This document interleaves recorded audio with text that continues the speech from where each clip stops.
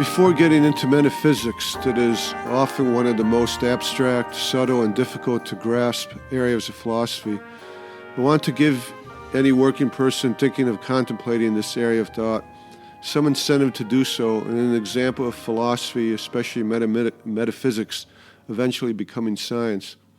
I realize much of philosophy sounds like circular reasoning, but as I contemplated in the philosophy of language and science episodes, philosophy of science episodes, circular wording and reasoning is unavoidable when talking and reasoning because of the reality of language and existential and non-existential truth.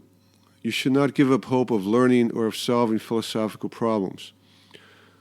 One problem of being a philosopher is that once we answer a question, it is no longer philosophy, it is science, such as physics, biology, chemistry, or any of the real sciences.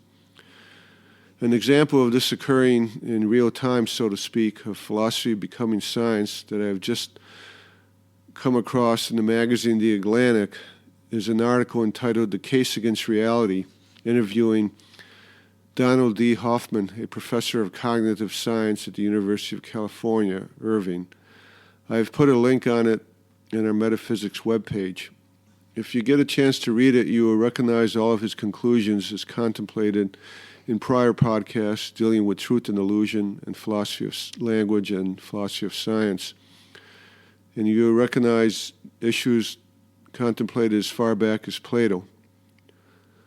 Based on his 3 decades of experience studying perception, his scientific conclusion is that the world presented to us by our perception is nothing like reality. Of the 3 parts of reality discussed in the Truth and Illusion podcast, consisting of consciousness, the real world out there, and the relationship between consciousness and reality, Professor Hoffman, as a scientist, has concluded that the reality part does not matter. Pragmatically, all we know is our perceptions, and that's all he needs to know for purposes of science.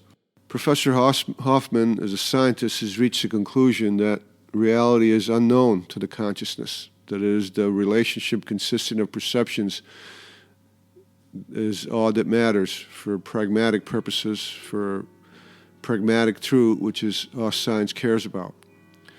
Of course, this still leaves open many philosophical questions as contemplated in the Truth and Illusion podcast. If what we perceive is nothing like reality, how do you know there is a reality out there different from our perceptions? Or what difference does it make if it is out there? If we will never know it anyway, only our perceptions, who cares what reality is? Are we stuck with idealism as in metaphysics, as discussed in the Truth and Illusion podcast, in which the mind is all reality? Are we stuck with a pragmatic view of knowledge and reason, in which all non-existential statements are simply a pragmatic fabric of language, as discussed in the Philosophy of Language podcast? I will put a link on the Metaphysics webpage to the Atlantic article for you to read and contemplate before we get deep into metaphysics and all its subtleties, much of which builds upon matters contemplated in these other podcasts.